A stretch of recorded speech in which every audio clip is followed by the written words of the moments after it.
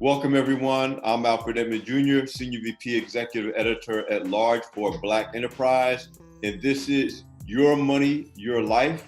And I'm here with the Money Chat CEO, Dorethia Kelly, business, financial coach, author, and really someone who has built a reputation for not just informing people, but giving people advice on what they should do now.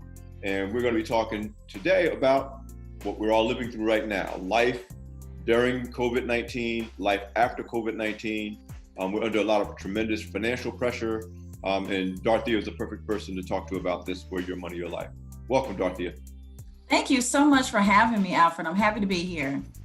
You know, when we had our conversation prior to this interview, when you agreed to do this interview, you already had some very strong feelings about the way people should be responding. Yes. In the current environment, whether you get government help, stimulus help, PPP help, or not, that there's some things that people need to be doing. Talk to me about why you feel so strongly about that and your overarching theme as we cope with both the current crisis and whatever the post-crisis life is going to be like. Absolutely.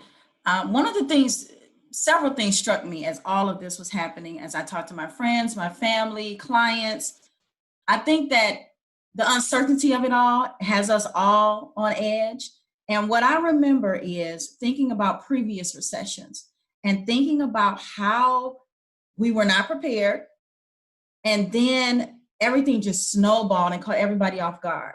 So my thing for what we're going through right now today is people need to really dig back, think back to just go back to some old school basics of managing their money.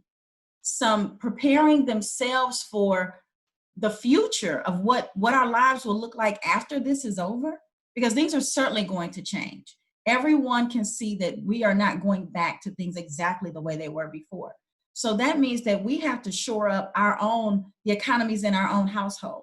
And even for those, a lot of people have gotten laid off, been furloughed, but even for those who are currently working and they feel somewhat secure in their jobs, they need to be thinking about, what is this going to look like the rest of this year? What is this going to look like next year?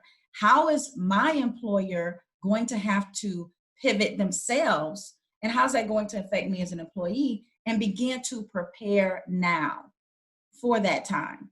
I think people are going to have to consider, in times like these, we have to reinvent ourselves.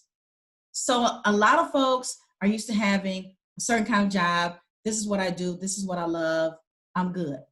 But in this time, we have to be thinking about that might not be available anymore. So how can you reinvent yourself and think about a different kind of career path or position that will allow you to have a job in our new normal? You also stress the importance of, and I'm speaking in the present tense right now, that even if you are sheltering in place, even if you do have a job waiting for you, or you may even be continually working from home right now, you shouldn't just rest on that you should be thinking, you said the words I said is like, you need to be making money now. Now, that's right. You can't, because you don't know what's going to happen. I've talked to a lot of people who at the beginning of this were pretty secure in where they were, and maybe they got furloughed with the promise of coming back to a job, and then maybe they were laid off. So we don't know how this is going to affect employers and what they're going to have to do. So what can we do to say, okay, I'm making money now, but what else can I do to make more money, just in case I've got to stock up even more for what may come in the future? So I think that is super important for people to prepare themselves, not necessarily looking to the government or their employer to tell them what needs to happen next, but to just sit down with their families, with themselves, and say, okay, what are the scenarios? What is the A, the B, and the C? And what are the options that I have? And how can I secure myself? One of the things that I've always preached on the different platforms, whether Black Enterprise or radio shows or podcasts that I've done as a financial journalist, is the idea of individuals and families creating what I call a hardship budget. Yes. Businesses do it all the time. Black Enterprise has done it. There's the budget that you plan, that you figure, okay, if everything goes the way it's supposed to, this is how we're going to do it. That's right. Then we imagine what happens if income drops by 50%. What would we do? What happens if income drops by 75%? What would we do? What happens if a main revenue stream, or in the case of a household, a main income provider is temporarily Their taken job. offline? Yeah. And if you plan those budgets in advance, it doesn't necessarily make it less painful when the crisis happens, but you already know what you're going to do. You have a How strategy. important is that kind of thinking for us both now and as we come out of the crisis? I think that is very important. I think that it has, number one, always been important, because at any time in our lives, someone could have gotten an illness and been taken offline from work, and then now you have medical bills. So it is very important. Just what you said. What does this look like if so for instance, all the folks who may have now had a pay cut, but now maybe they weren't prepared for that. So that's something people have to consider. If my employer says my pay is cut 20%, how does that affect my budget? And what can I cut, or how can I further increase my income to make up for that? I've had friends who we're having those discussions right now. So that's one thing. And the other thing I think about is we're all in the house together now, right? So some expenses went up, though travel to work and all that might have gone down, but now your grocery bill is going up and your electric bill is going up, right? So you have to think about, okay, what are we going to do? Does everybody really need to be in their own room with the lights on and the game on and the computer on? Think about when we were younger, you couldn't do all of that. We didn't have all of that. Everybody was in one room watching one show. That was it. So I don't know a Black family that didn't have a parent say, "We don't own the electric company." There you go. We don't own the water company. There you go. That's right. In that room, you need to turn that light off. Look, my favorite. You got money on this bill? That's what my mother used to say all the time. So that's and we have, all of us, we've got a little spoiled, Therefore, our children are those who we love and live with. They've gotten a little spoiled. Everybody's in their own corner of the house doing their own thing. Well, now we've got to cut back. Even if you have money coming in, you have got to say, let's all go into the living room or the den and watch TV, and versus everybody's TV being on in every room. Maybe everyone is not washing clothes separately. We're going back to that. Everybody put your clothes in here, because you're saving energy. You're saving electricity. You're saving on the water bill. So these are some things we have to think about, along with creating those scenarios. I like to call it, I teach people to do what is called creating your financial life plan. And in that, you need to create a financial life plan for what we're going through right now. If my income is cut by this percentage, if someone loses a job, if someone gets sick. There are a lot of dynamics to this thing that we have to consider. The other important thing about what you're laying out, Dorethia, is that just like everything else, just like what we're doing now on Zoom, things that we're doing now because of the current circumstances, we will probably continue to do after the crisis is over, because we see the benefits of it. Let's say that when you come up with a budgeting plan, and when you come up with a lifestyle that says we can save on electricity and water by changing our lifestyle during the crisis, that's something that also can benefit you financially after the crisis, because you're like, wait, we could have been doing this all along and saving this money. You can carry it. I believe, again, that goes back to kind of like we've gotten a little spoiled with all the conveniences that we have. And so that has become our lifestyle, versus back to the basics of how to truly save money and save on electricity and other bills, things that will help us in the long run, honestly, and teach the next generation. I think that some of our current generation, some of those things are lost on them because they've had all these conveniences all their life. I was thinking about this not too long ago, just being able to just sit and settle and not have anything to do, know where to go. That's creating less bills in and of itself. And so there's some things that we're having to do ourselves that we might have outsourced, that we realize we can do this. We don't have to pay someone to do this all the time. So I really believe that we are all learning how to save more by doing it ourselves. And I think that is going to carry on after all this is over. Yeah, because even if you decide, I was having a conversation for this show with another guest, and he was talking about haircuts and realizing, I don't really need to get a haircut every week. Yeah. So he's like, now if I got to go to a wedding, or I got to go to, a special occasion, or I got a job interview. Okay, let me go to the barber. Yeah. But I could cut my own hair for basic, day-to-day life, and Yes. not negatively affect my lifestyle or my appearance or my image or my reputation. Exactly. So you're right. It's not so much. I told you, it's not about deprivation. It's about properly managing where your investment of time, money, energy should go for your own best Right. interest. And which goes to your point about a lifestyle. Another thing Yes. another thing I want you to share is this again goes to surviving the current crisis, but also preparing for life after the crisis. Some of the relief that we're getting, depending on where you live and what your situation is deferred, not really, eliminated. In other words, maybe, I know if you live in New York, the governor said, no, you can't be evicted. If you have to go 2 or 3 months without paying your rent or mortgage, then do it to survive. Yes. But one of the concerns among the financial experts that I talk to is that people are almost thinking that, I don't have to pay rent for 3 months, as opposed to thinking 3 months from now, 4 months from now, at some point, they're going to want this rent. They're going to want the bill is coming due. The bill is coming. The bill is coming due. Yes. And so talk to the degree to which that also has to go into the equation, that while you may have some relief temporarily, you also got to start thinking, okay, how am I going to meet this obligation when this obligation down the road? Yeah.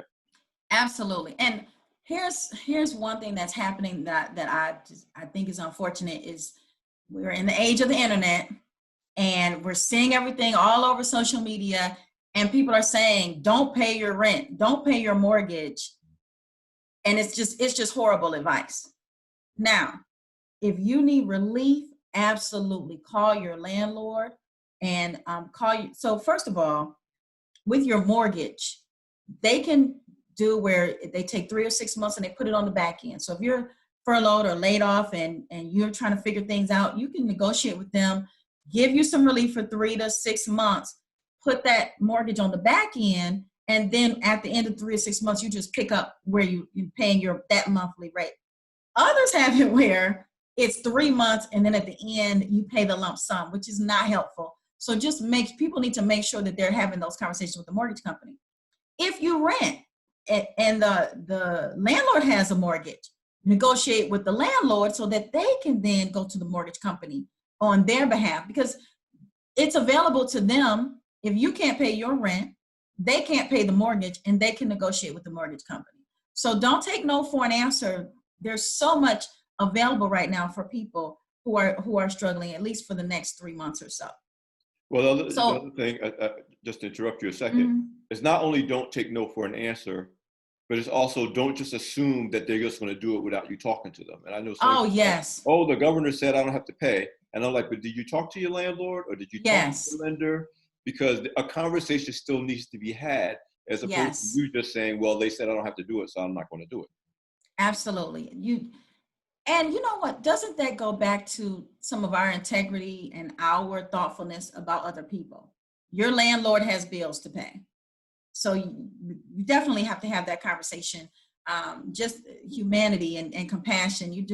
We can't always be selfish, So definitely have the conversation. Make sure that if you don't have the conversation and you just don't pay, it creates a contentious relationship. Even though they can't evict you, the moment they can, they will. True. So that's one thing. The other thing is about your expenses. So call all of your utilities, definitely your cell phone company. Those of us who have student loan companies, they have automatically I guess they must have been getting a lot of calls, and they just automatically sent notices that said your loan is in forbearance until June or July. But if you didn't get a notice like that, reach out to them, whether it's private or federally owned debt. Make sure that you just reach out to them and ask the question. If you get to the end of that forbearance, July comes and you don't have a job, or maybe you got a job, maybe it's making less than you intended, or whatever the situation may be, call them. You can ask for a continuation of that deferment or forbearance. That way, it allows you to get on your feet and get on solid ground for a little while. And there's no shame. I want to speak to that. There's no shame. There's not an issue with you having to just take a deep breath, put off paying some things, doing it the proper way. until you get on solid ground. There's no shame in that. But the flip side of that, and I want you to weigh on this, and I think you started to go down that road when we started talking about rent and mortgage. If you can pay, it's probably best for you to pay. Or if Definitely. you pay something, because again, that's less that you have to worry about going forward when you're trying to get back, Yes. on your feet. Is that Yes. true?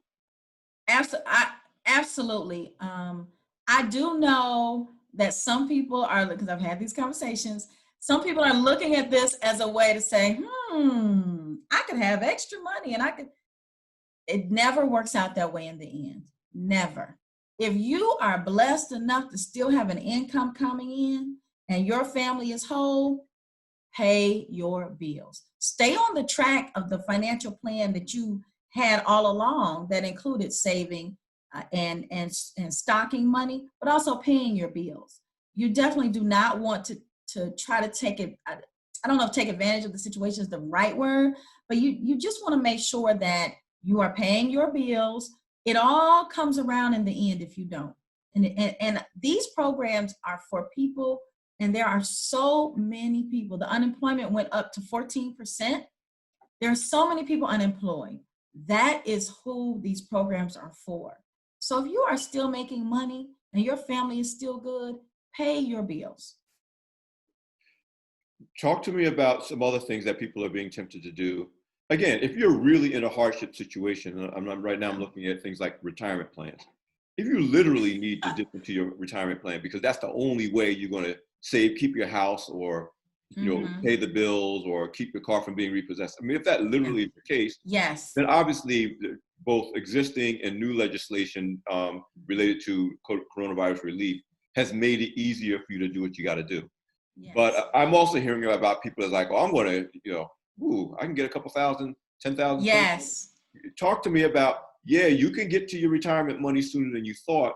But again, what's that going to mean down the road, for your future when you need that money? What is that going to mean down the road? Listen, your retirement is not canceled. Every day you're getting closer to it. So if you're going in and taking money out now just because, look at what you're doing to your retirement plan and your funding down the road. And listen, retirement is not canceled. That's what I've been screaming. I know that people are seeing that the rules have changed. Again, this is for people who have lost their jobs, who need that money to live, certainly, versus groceries and paying my bills or just looking at money sitting in a 401k. I may tap that 401k. But here's the thing. You do not want to go into your 401k and you still have a job and you still have money coming in. Because think about it. Remember what I said earlier about the fact that we don't know what this is going to look like the rest of this year. We don't know what this is going to look like next year. So if you tap into that money now while you have money coming in, what's going to happen if something happens to your employment? You have to take a pay cut, those percentages we talked about earlier. What's going to happen then? You don't have that money to tap into. And you've got a loan you've got to pay back with your 401k to add to your expenses. So honestly, what I've been telling people regarding that 401k is this. You're getting unemployment, those who have been able to get it. Maybe you're furloughed and you're coming back. Maybe you just took a pay cut. I wouldn't touch that 401k until you had no other option, until the unemployment ran out, you didn't go back to work, and this is your very last resort. I am certainly not here to tell people not to tap into it, because if it comes to paying my bills and I have no income coming in, I'm certainly going to tap into my 401k. But if you have money coming in now and you can find ways to make money, that is your first line of defense. When all of that is exhausted, then you consider the 401k. So let's talk about that. Now, depending on where you live and what you do for a living and what the rules are in your state, because now it's 48 out of the 50 states in our country have some form of opening up.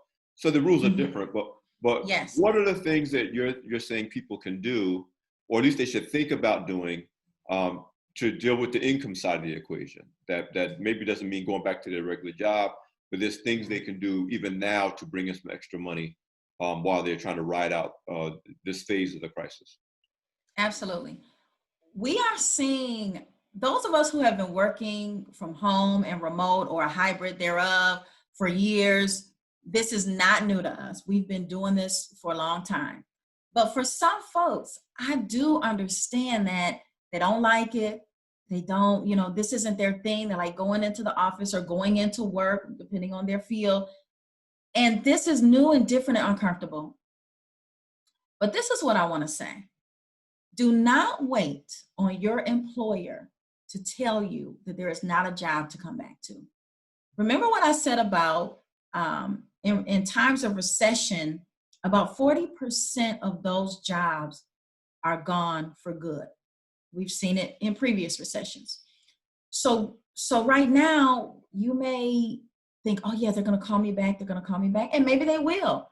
There's that uncertainty that we talked about though. So we have to begin to reinvent ourselves and think about what you could do. What jobs are going to be available now in this new environment? How many companies already have announced that they're going 100% remote?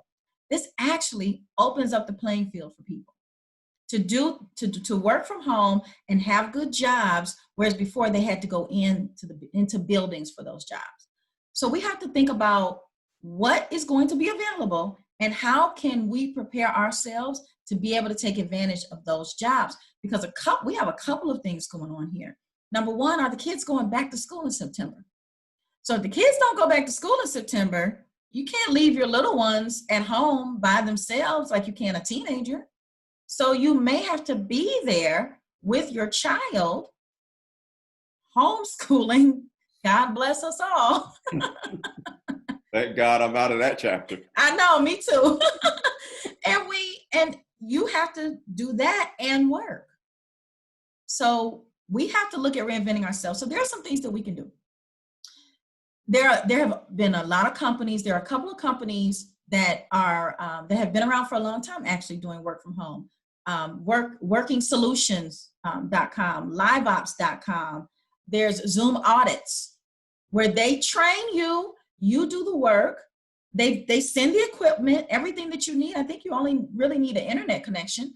And those are just 3 that I named. There's a whole lot more. The other thing that I've noticed is that some of the companies who are offering all these remote positions, when you do a job search, they start putting remote next to the title. So then you can see what the role is and if it's remote or not. So if their headquarters are in one state and you're in another, it doesn't matter, because they're going to send you everything you need and get you set up and train you to be able to work from home. Now, again, I know some people don't want to bother with a computer. Some people don't want to deal with any of that. They like working with their hands. They like going in and seeing people. But remember, this is about reinvention. It's not necessarily about what we like, because you have to make sure that you have income coming in for your family. That's the end game. That is major. After all of this is over, after the stimulus is gone, after the unemployment is gone, if my job cuts back hours, because we're in this money business, we know that people don't even have $400 for an emergency. So if their hours are cut back and their income is cut, that's going to create an even wider gap in their income. So what we need to do is, even if you're working, what else can you do to bring money in from home? We really need to consider that. I got to say, as you said it already, there's those of us, I'm one of them too, we've been living this life. I mean, I tell people I only got 2 major adjustments. I'm not going into Manhattan 2 or 3 days a week, and I'm I'm working out at home instead of at the gym. Other than that, my life has not changed significantly from my lifestyle point at all. And I've been using Zoom for 5 years and Skype for 12 years. And so, but to your point, now you got a whole nation of people who are, this is my first ever Zoom call. I've never done it before. And I'm telling people, you need to embrace that, because even after the crisis is over, this is going to be a new skill set that's going to be expected of you, the way you're supposed to know how to read and write and, so even if you get to go back to your job, it is important to to claim that reinvention, because you're going to need it to survive in the long run anyway to stay relevant. Exactly. And That's I do right. want to say this. This stuff that you're talking, you've always been talking. This is not Yes. Dorothea Kelly crisis talk. No. And I got this book right here, the Money Thank you. Chat, Yes. the book. You need to get it if you haven't gotten it or read it before. Thank you. You spend several chapters of that book talking about, and this again, pre-crisis. How do you boost your income? What are the things that you can do? What are skills that you have that are no value to your job per se, but are of value to someone, and you could use that to bring in extra income on the weekends and the evenings and otherwise. So I really do want you to, you've already said it, but really, dive even deeper into that, because whether you're in crisis or not, you need to be thinking about your income capacity and to the degree to which you have untapped bandwidth that could be bringing you in extra money. Absolutely. I have always, my story. I was a young single mother, working full-time, going to school full-time. There just was not enough money. So when you talk about the working poor, I understand that because I lived it. So I always had a side hustle, always. I always had something else I did to bring money in. And then as my money increased, I realized that because the work world is not always as stable as you want it to be, you always should have something else. Doesn't have to be a full-fledged business necessarily, but what other talents and things can you tap into that can bring you income in? And I stand in front of hundreds of thousands of people, and there's always somebody who says, well, Dorothea, I don't have any talents. I don't have any skills. I don't ever believe that everybody has a talent or a skill, but even if you don't, there are things that you can learn to do that will bring money in. You can take a class at the community college. This is actually the perfect time to take any class you want to for free. There are so many, Harvard's offering classes for free. I was like, this is wonderful. So those are the kind of things you need to think about. Number one, if you feel like you don't have a skill or talent, take a class at the community college in something that is popular, web design, graphic design. A lot of small business owners hire those particular skill sets for sure for their businesses. You do that right at home. Being a virtual assistant, one of the hottest up and coming things ever, doing research. A lot of entrepreneurs and companies, corporations hire people to just do research for them. Different things, those are some things that you can do. But think about the kind of money that you need to bring in. This is really a good time to consider where you really want to be financially. With your job, without a job, what kind of money do you want to bring in? Now, what are some skills and things? And just do a brainstorm. Think about everything. The one way to do this is to think about what do people praise you about? What is one thing people say to you, wow, you are really good at that. Or when you do it for them, they're like, man, I really, really appreciate that. I really do. I'll give you an example.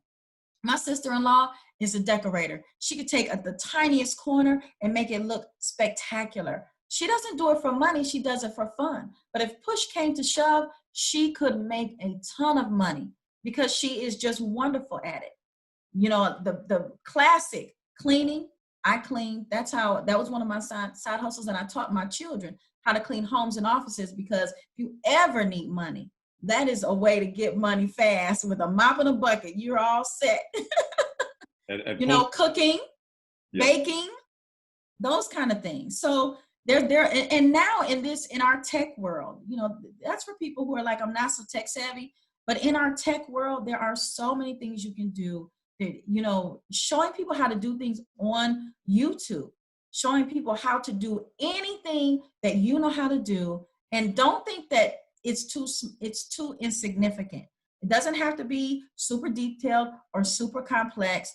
What is your skill set? You can show people how to do it and you can make money.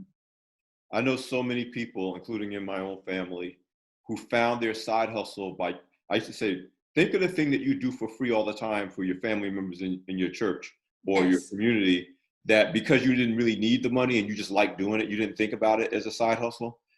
If they're always like, when are you going to bake that again? Or when are you going to make those cookies? Or when are you going to, I love what I said, that's the beginning of a side hustle. Even if you don't charge your friends and family, there's other people who are not your friends and family. That's right. Who would pay for that if they knew that you did it and you offered it. And you're absolutely right. That's so true. Yep. So let's fast forward a little bit for the balance of our conversation.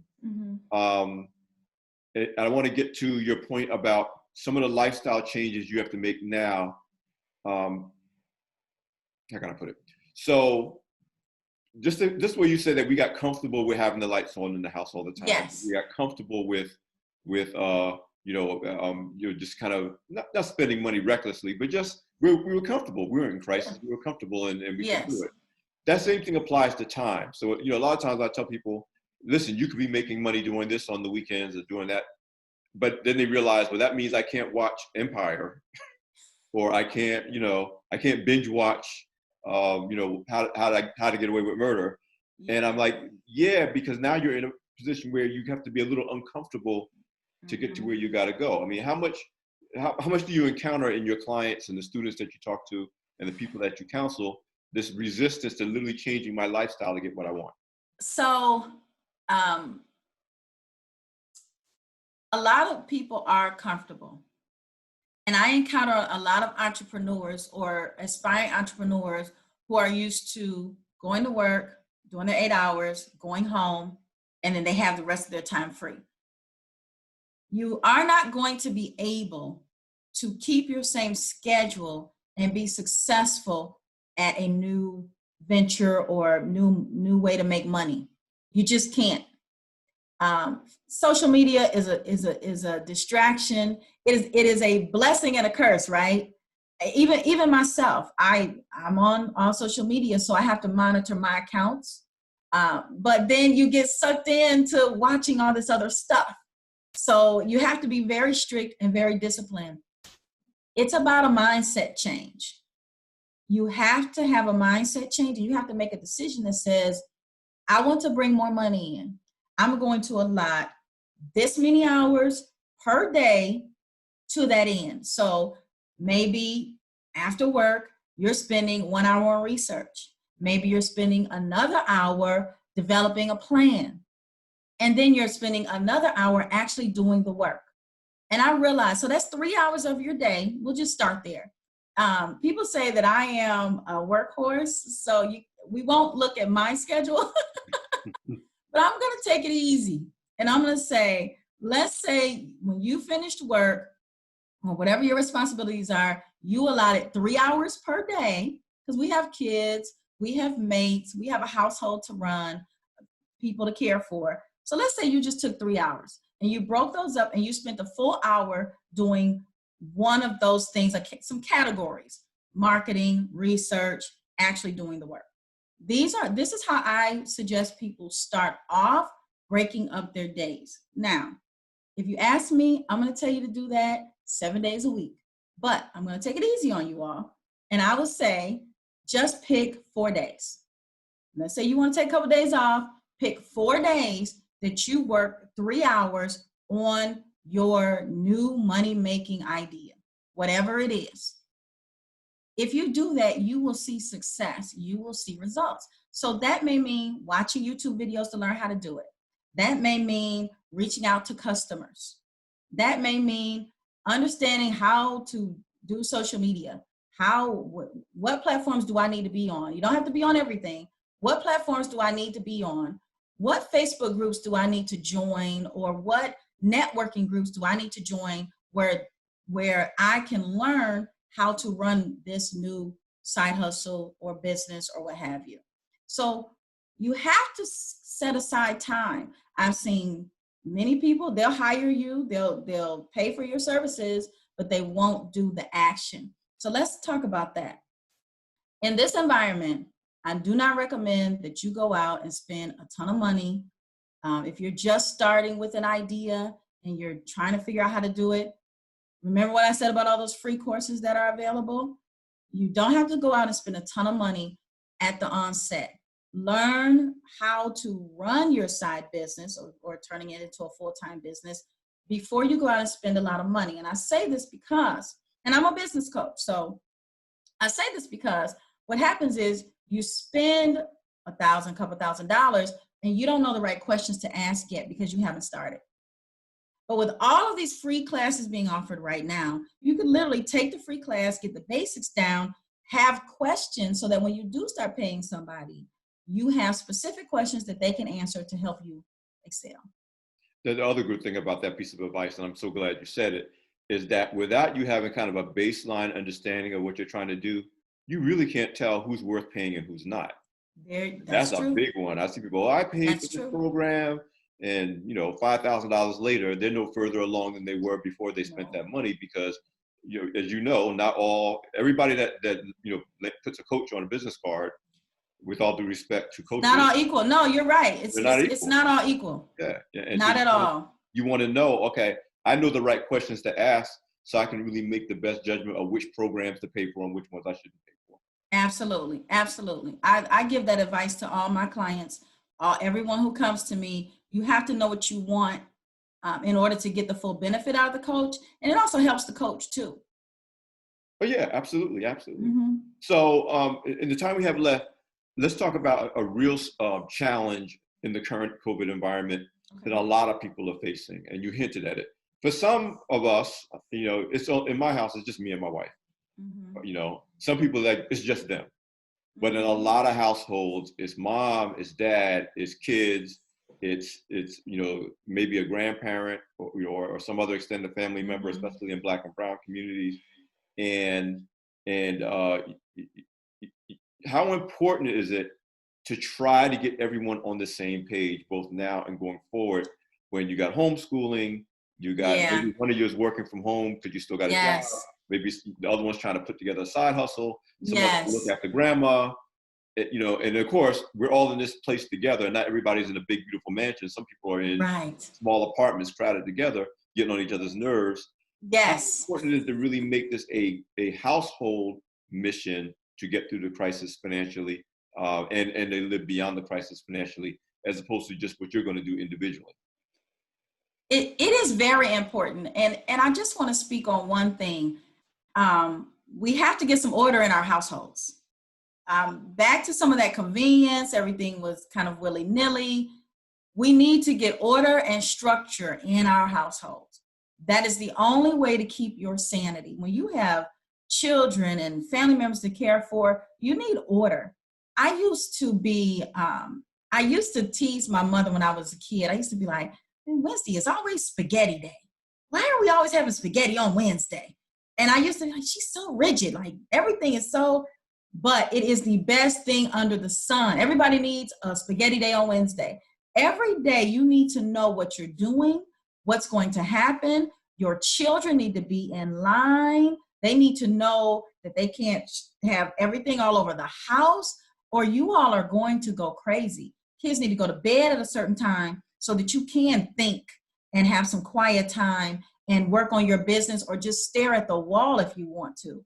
There needs to be order in your house. That's first, because if you don't have order, the rest of this is just going to be all over the place. And you do want to sit down with your family and have a serious family conversation. We all should be doing this anyway.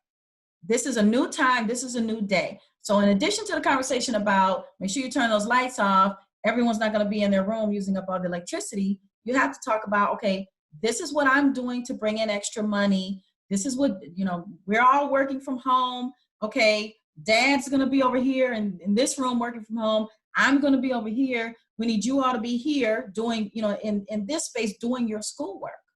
And you need to have times. And I know for some people this is very rigid, but this works when you have order and times that you do things. Snack time is at 11. We could not eat in my mother's kitchen all day. You got 3 meals, you got 2 snacks, and then you were out of her kitchen.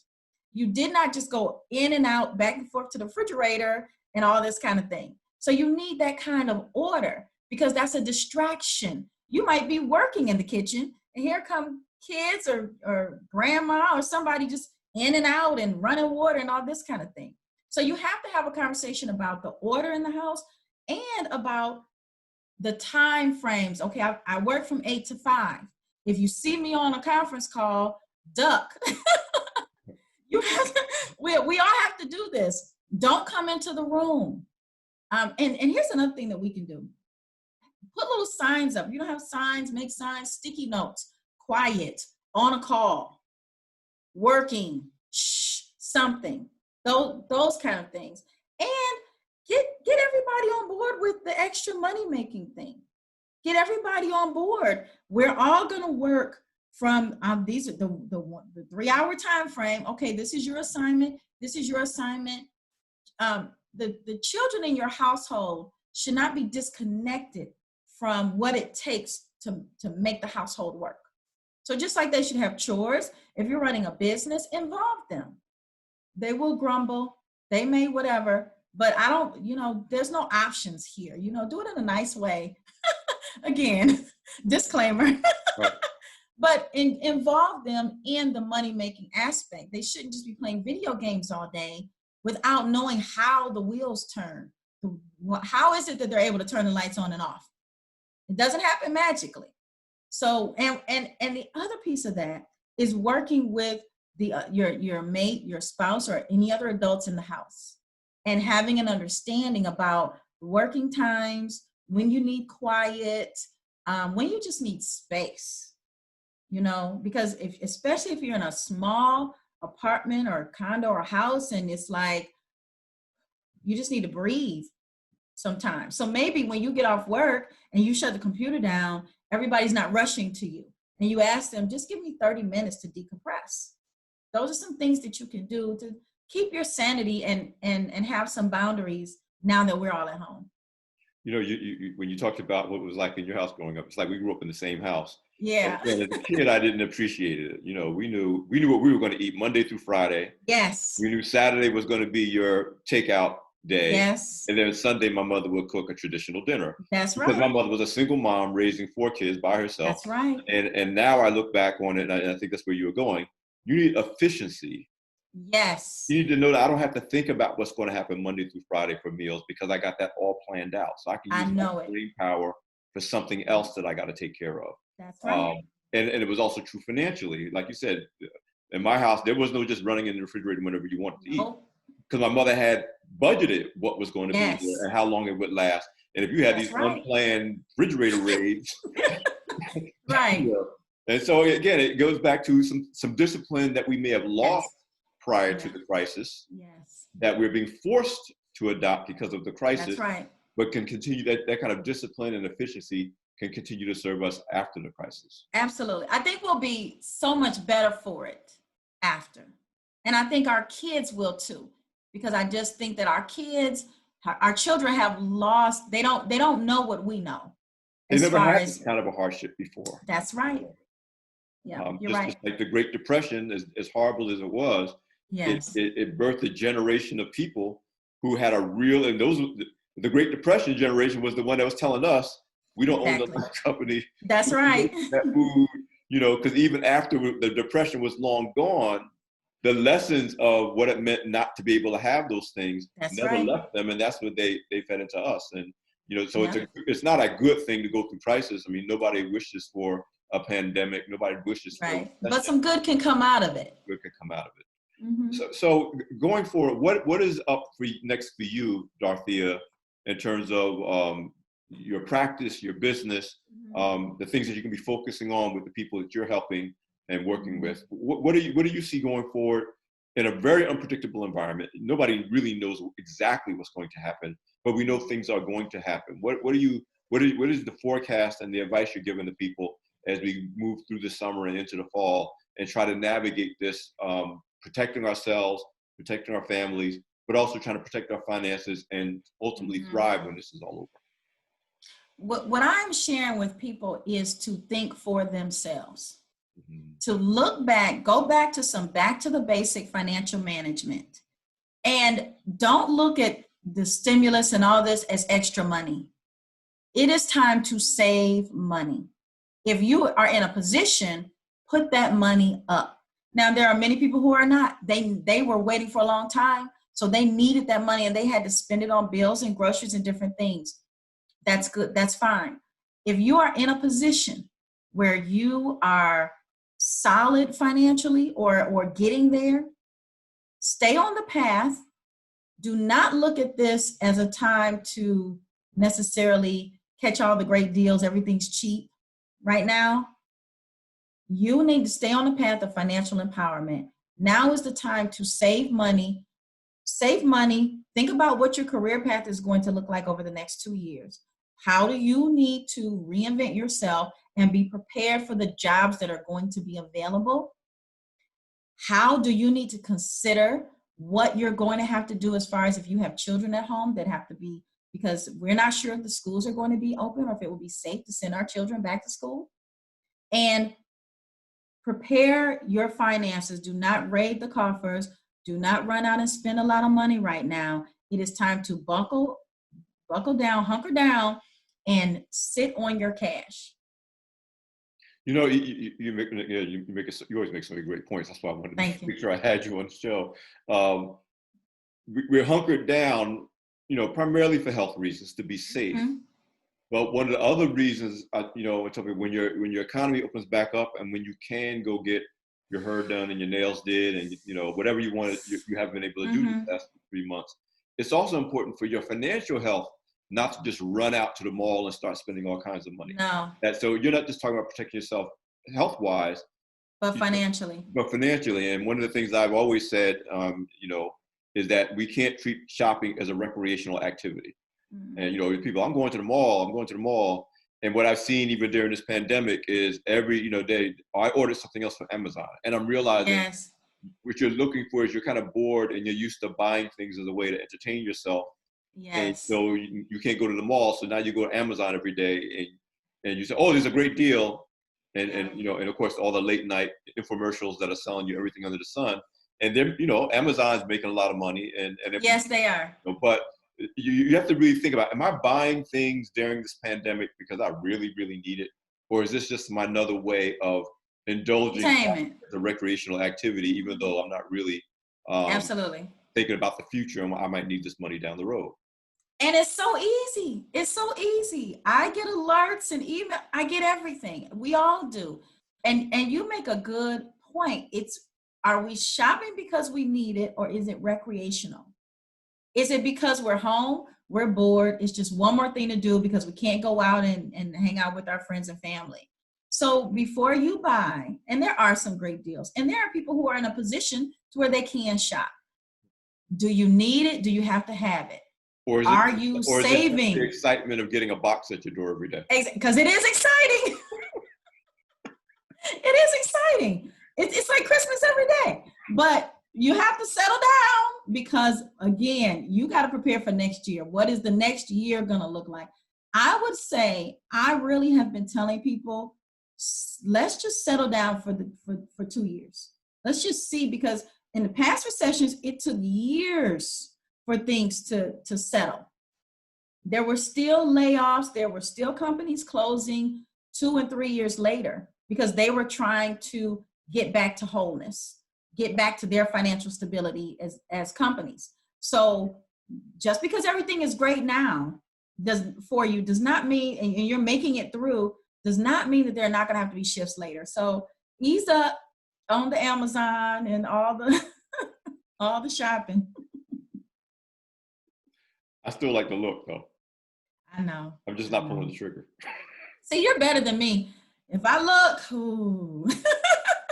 Yeah, well, Sally have certain things that get me excited. Like, you know, I'm into fitness, so yes, I go and look. Of course, I've been training at home, and I've only bought one thing for home training, and then the other thing Zara got me for Christmas. She ordered for me, you know, because she knew I wanted some stuff for home, but we didn't know I needed. Until a few months ago.